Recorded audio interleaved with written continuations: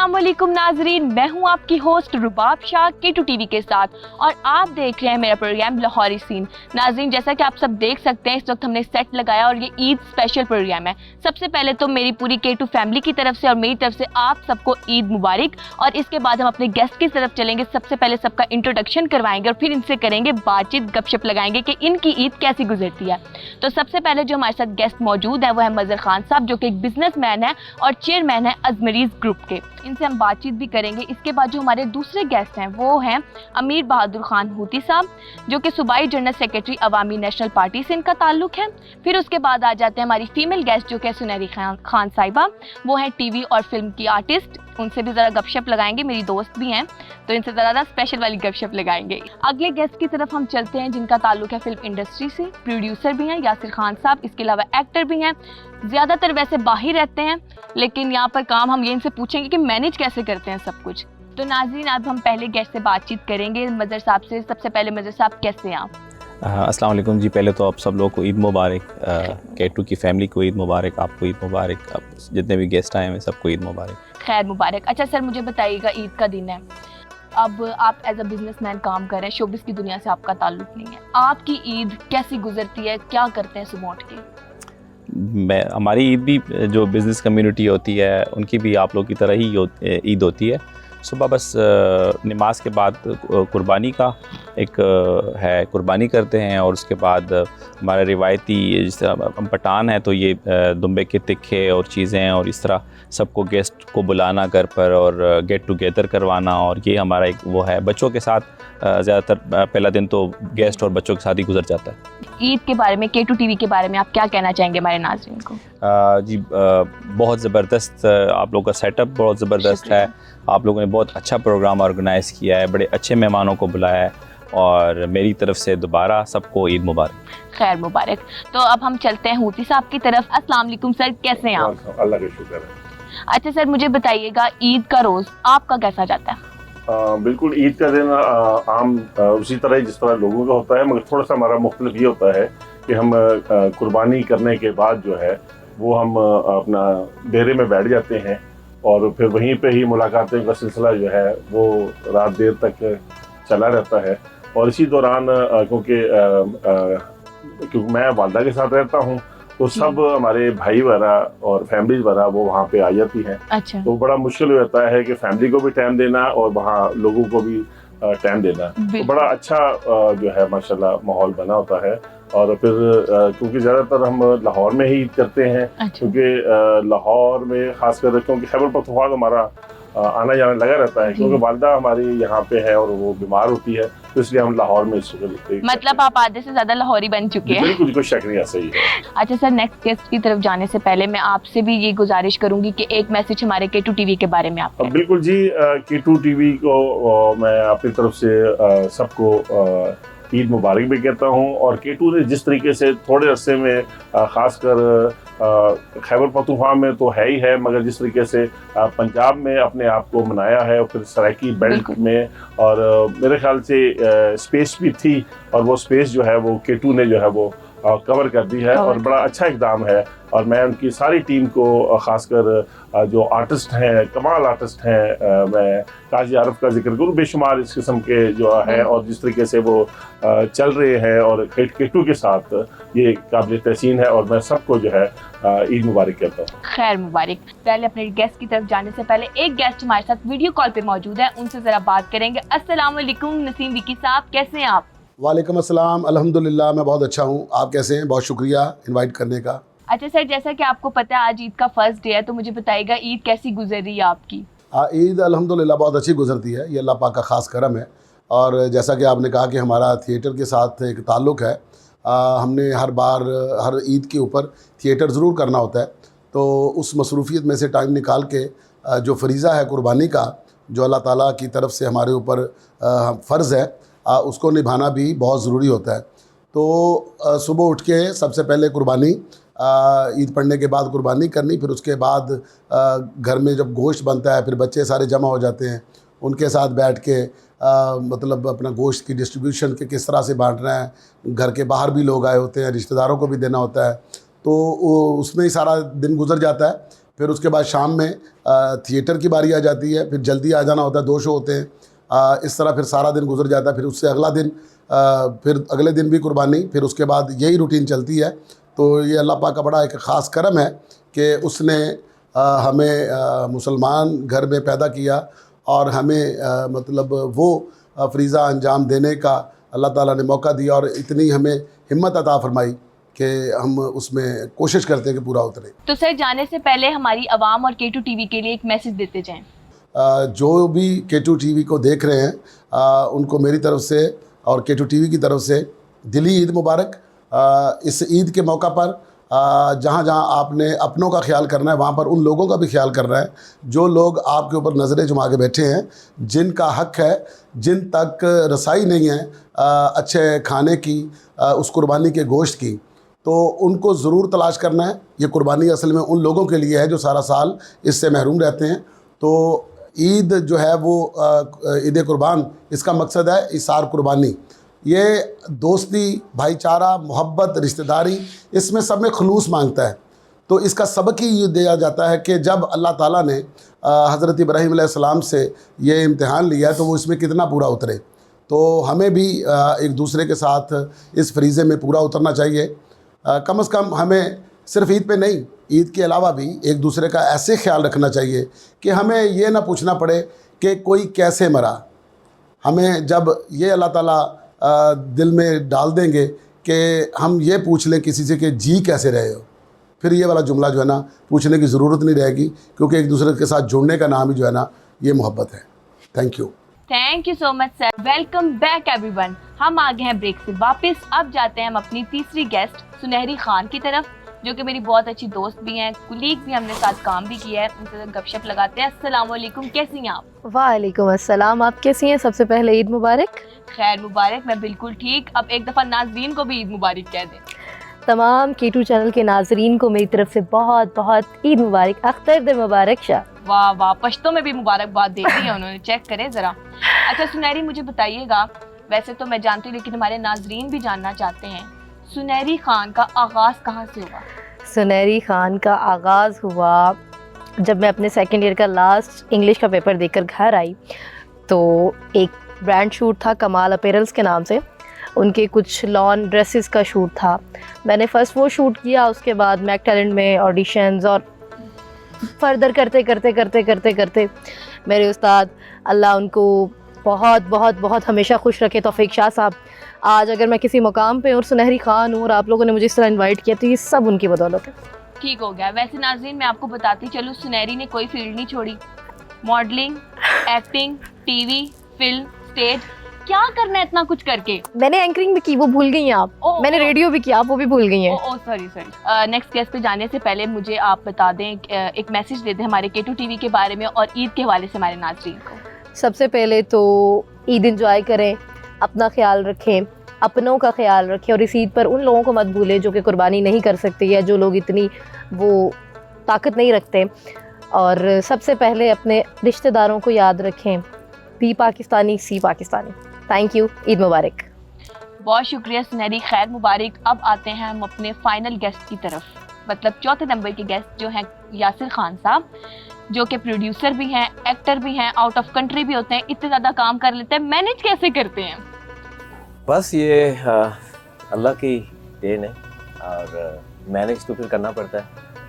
Sir, आपके बारे में हमें पता चला है कि आप आउट ऑफ कंट्री ज़्यादा रहते हैं। हाँ जी। प्रोड्यूसर, आपका प्रोडक्शन हाउस भी चलाते हैं, फिर एक्टिंग भी करते हैं जी। इतना सब मैनेज करना तो बहुत मुश्किल हो जाता होगा, फिर पाकिस्तान को टाइम देना। बिल्कुल बिल्कुल, बस एक सिस्टम तब बन जाता है जहाँ पर जितनी कनाडा होता है, जितनी वहाँ लिखी है हम वहाँ पर गुजारा करते हैं, फिर जितनी पाकिस्तान में लिखी है फिर यहाँ पर आकर गुजारा करते हैं। ठीक हो गया। अभी आपका जो रीसेंट प्रोजेक्ट था दिल्ली गेट, हाँ जी, उसके बारे में आप क्या कहना चाहेंगे? दिल्ली गेट एक actually it's a very big project. एक अंदरून की एक स्टोरी है, कमर्शियल फिल्म है, कलरफुल।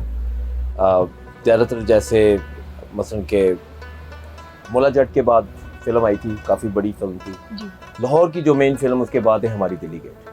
ठीक। और उसको ज़रा हमें थोड़ा टाइम लग गया रिलीज़ करने में, मगर इंशाल्लाह देर आए दुरुस्त है। तो फिल्म इंडस्ट्री जो पाकिस्तान की है उसका ज़वाल जो था वो कहाँ से शुरू हुआ? क्योंकि अगर हम बैक साइड पे देखें तो सुल्तान राही साहब का जब दौर था तो बहुत ज़्यादा फिल्में चलती थी, बहुत ज़्यादा रश, इतना रश होता था कि ब्लैक में टिकट्स बिकती थी और सिनेमा के बाहर रश, लोग आ रहे हैं बहुत ज़्यादा। और अब हमें क्या नज़र आता है कि फ़िल्म लग रही है, किसी को पता ही नहीं कि फ़िल्म लगी हुई है, सिनेमा हॉल खाली हो चुके हैं, चंद गिने चुने लोग जाते हैं। तो इसके बारे में आप क्या कहेंगे? इसकी सबसे बड़ी प्रॉब्लम तो वजह यह है कि वो दौर और था। अब ये है कि अब यूट्यूब आ गया, नेटफ्लिक्स आ गया है, बहुत ज़्यादा प्लेटफॉर्म्स आ गए और स्पेशली कोरोना के बाद तो लोग लेज़ी हो गए, ठीक है ना, क्योंकि वो एक आदत पड़ गई उनको। तो वो सोचेंगे, एक टिकट भी हमारी सिनेमास की इतनी महंगी हो गई हैं, जो हालात चल रहे हैं, ठीक है, जाहिर बात है एक बंदे ने तो फिल्म देखने जानी है, उसने बच्चों को भी लेके जाना है, वाइफ को भी लेके जाना है, फिर मोटरसाइकिल का पेट्रोल, खाना पीना, वो बंदा कैसे अफोर्ड करेगा? अब मसला ये है हमारी इंडस्ट्री का कि प्रोड्यूसर्स तब आता है, I am a producer myself, तो तब उसका पैसा लगता है, जाहिर बात है वो पैसा लगाता है बिजनेस करने के लिए। बिल्कुल। तो यहाँ के लोग क्या करते हैं कि प्रोड्यूसर को खा जाते हैं, तो प्रोड्यूसर क्यों आएगा दोबारा, राइट? कि business mind of setting, businessman तभी हो कहते हैं कि चलो यार मैंने फिल्म बनानी, मैं पैसा लगाता हूँ, मगर उसका तब पैसा ही नहीं बनेगा तो वो वापस नहीं। दैट्स व्हाई हमारी इंडस्ट्री इज गोइंग डाउन, ठीक है। आप हॉलीवुड को देख लो, आप बॉलीवुड को देख लो, वो क्यों कामयाब है, वो क्यों उनकी फिल्में चलती हैं, फ्लॉप भी हो जाती हैं? सबसे पहले उनकी इंडिया के अंदर सबसे ज़्यादा मतलब कि सिनेमास, चाइना चले जाए, अमेरिका चले जाए, they have too much cinemas, हमारे यहाँ तो बंद हो ही जा रहे हैं, तो क्या करें? But as being a Pakistani and being working in the Pakistani industry, मैं इंशाल्लाह मेरा एक विजन है कि I will make this industry alive.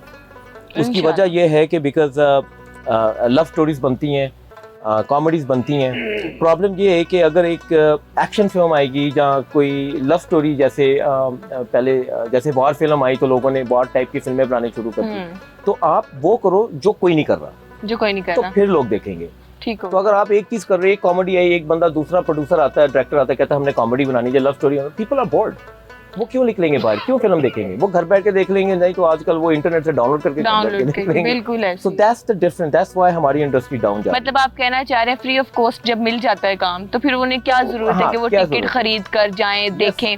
बिल्कुल ऐसे ही है। इधर से मुझे सवाल याद आया कि रियल लाइफ में तो लव स्टोरी होगी ना, कि रियल लाइफ में भी आप एक्शन करते रहते हैं? नहीं, अब तो एक्शन तब शादी के बाद तो वैसे ही एक्शन नहीं खत्म होता। देख लो तुसी घर भी जाना, रोटी नहीं जे लबनी, तो असि सारा ब्याह नहीं ऐसी उदू तो असि फिर प्यार बना सी, प्यार मुक गया। बहुत शुक्रिया यासिर साहब आपका। नाजरीन, एक और सरप्राइज है आप सबके लिए, एक और स्पेशल गेस्ट हमारे साथ वीडियो कॉल पर मौजूद है, तो उनसे भी बातचीत करेंगे। अस्सलाम वालेकुम सर, कैसे हैं आप? अल्लाह का शुक्र रुबाब, आप सुनाएं, आपकी तबीयत ठीक है?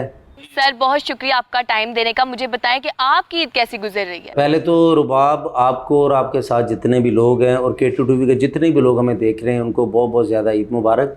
और मेरी ईद बहुत ही सिंपल सी गुजरती है। जब वालिदैन ज़िंदा होते थे तब तो बहुत ज़्यादा एंजॉय करते थे, लेकिन अब क्या होता है कि ईद पढ़ते हैं, पहले तो कब्रिस्तान जाते हैं, फिर अम्मी अब्बू की कब्र पे दुआ करके फिर आके कुर्बानी करते हैं। तो मेरी जो कोशिश होती है ना, ज़्यादा यही होती है कि मैं गोश्त खुद बांटूँ। तो मैं अपने बच्चों के साथ, वाइफ के साथ मिलके फिर गाड़ी में गोश्त रखे, फिर मैं सोता नहीं हूँ कि जी नींद पूरी करनी है। काफ़ी लोग यही कहते हैं जी, एक्टर भी, कि हम नींद पूरी करते हैं। तो लास्ट पे जब शाम को 2-3 बजे दोपहर ही होती है तो फिर मैं तब सो जाता हूँ, क्योंकि रात 2 शो करने होते हैं, तो इस वजह से बहुत ज़्यादा इन्जॉय करते हैं।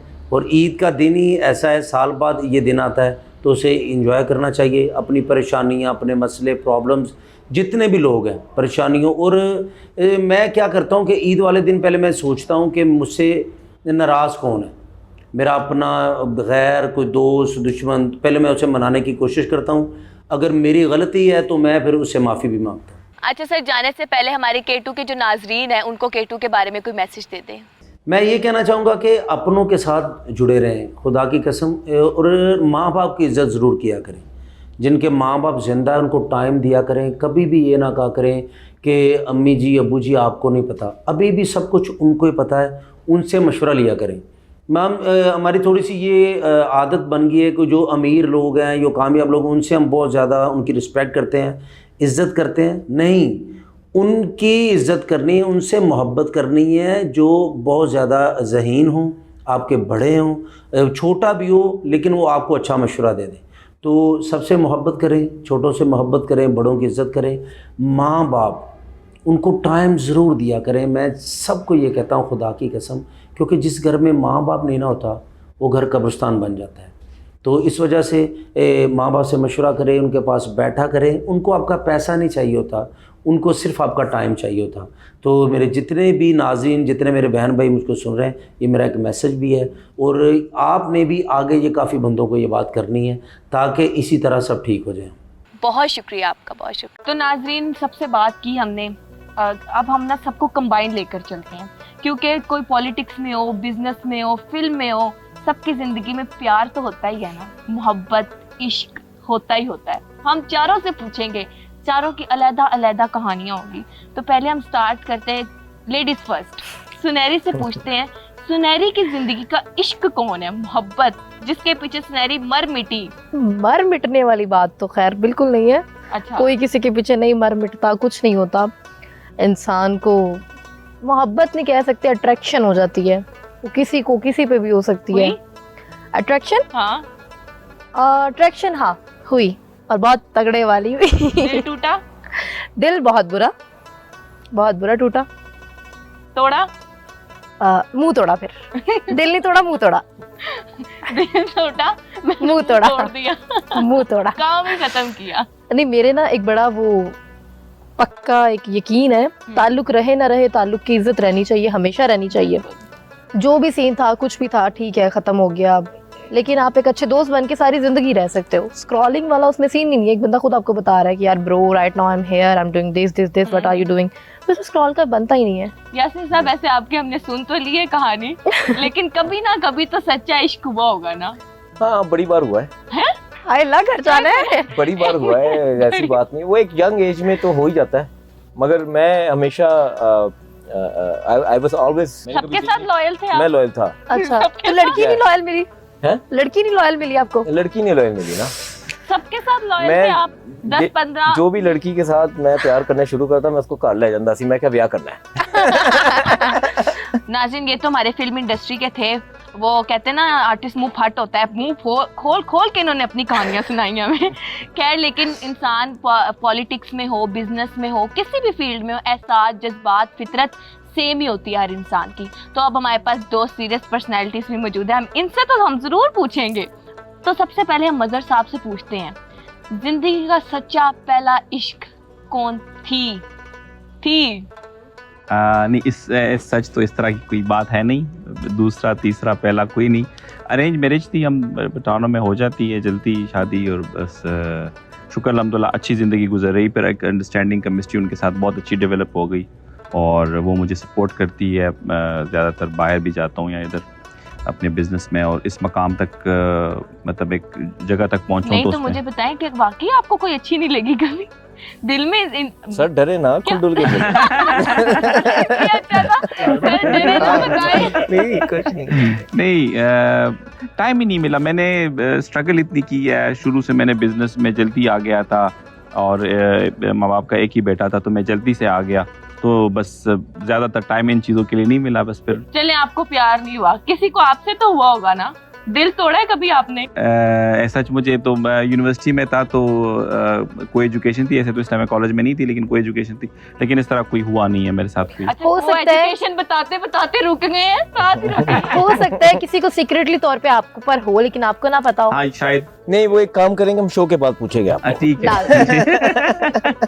ये ना, ये कानों में बातें करेंगे, फिर हम जब कैमरा बंद हो जाएगा ना, फिर हम खुल के बात करेंगे किस किसका कौन सा सच्चा इश्क था। अब आते हैं भूती साहब की तरफ।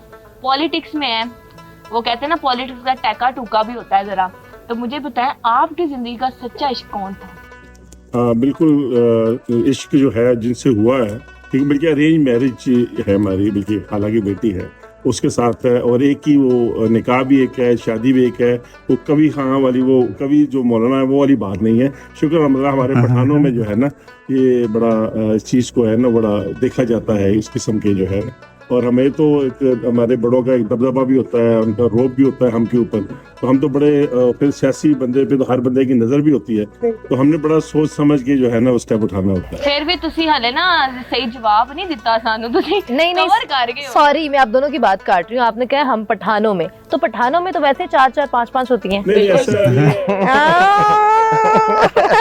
ऐसा नहीं है, शुक्र अल्हम्दुलिल्लाह एक ही है और बड़े खुश हैं हम और इस किस्म का भी वाले। देखें वो सेफ साइड यूज कर रहे हैं, मेरे से पूछ लेना नाज़रीन, वो सच्ची बात नहीं हमें बताना चाह रहे हैं। लेकिन सर कभी तो हुआ होगा ना कोई, मतलब जाहिर सी बात है फिल्म इंडस्ट्री के अलावा जो पॉलिटिक्स में लोग होते हैं उनकी फैन ज्यादा फॉलोइंग होती है, तो कभी कोई ऐसी फैन आई हो बोला हुती साहब मैं ताड़े नाल ब्याह करना नहीं तो मैं मरन चली। नहीं ऐसा कोई नहीं है, कोई कभी भी नहीं होया और ना मैं इंशाल्लाह होना भी नहीं कभी है।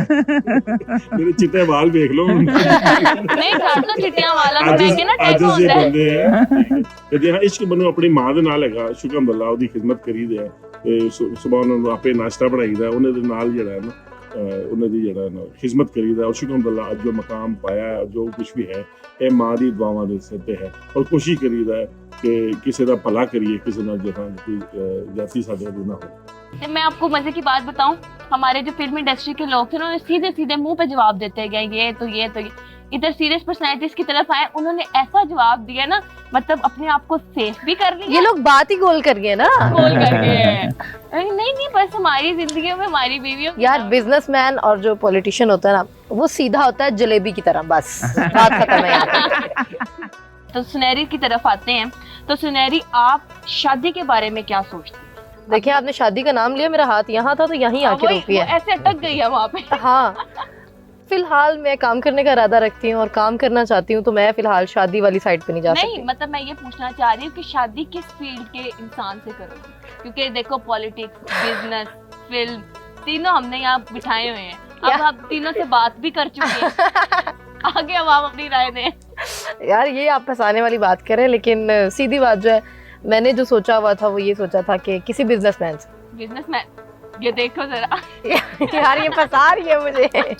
जी हुती साहब जाने से पहले अगर आप हमें एक मैसेज दे दे तो। बल्कि ये ईद जो है इसको हमें जो है वो ठीक है हम तो खुशियों में शामिल हैं, मगर हमें चाहिए कि हम अपने अजीज़ों वकारब को और ख़ासकर वो गरीब लोग को जो कुर्बानी नहीं कर सके उन्हें भी जो है इस खुशी में जो है अपने साथ शामिल करना चाहिए। बिल्कुल सर ने बहुत अच्छी बात की है। ये हमने ये अहद करना है कि जब हम कुर्बानी करते हैं तो सबसे पहले हमें हमसायों में देखना चाहिए कि जिन लोगों ने कुर्बानी नहीं की उनको गोश्त भिजवाया जाए, क्योंकि अमूमन पाकिस्तान के अंदर मैं देखती हूँ जब कुर्बानी होती है तो एक अजीब सा माहौल है, लाइनें लगी हैं, लोग एक दूसरे के ऊपर चढ़े। तो मैं चाहती हूँ एक सीक्वेंस के साथ ना आप किसी को अगर दे रहे हैं तो उसकी तजलील भी ना हो। तो नाजरीन यहाँ पे मैं करना चाहूँगी अपने सारे गेस्ट का बहुत बहुत शुक्रिया कि उन्होंने अपने कीमती वक्त से हमें टाइम दिया और यहाँ पर आए हमारे साथ गपशप लगाई। तो नाजरीन मुझे यकीन है कि आप लोग को भी बहुत मज़ा आया होगा। तो यहाँ करती हूँ मैं अपने प्रोग्राम का इख्तिताम और दोबारा से एक दफ़ा आप सबको ईद मुबारक कहती हूँ। तो दीजिए अपनी होस्ट रुबाब शाह को इजाज़त। मैं आऊँगी एक नई लोकेशन पे एक नया प्रोग्राम लेके आप सबके लिए, तब तक के लिए अपने होस्ट रुबाब शाह को इजाज़त दें। अल्लाह हाफिज़।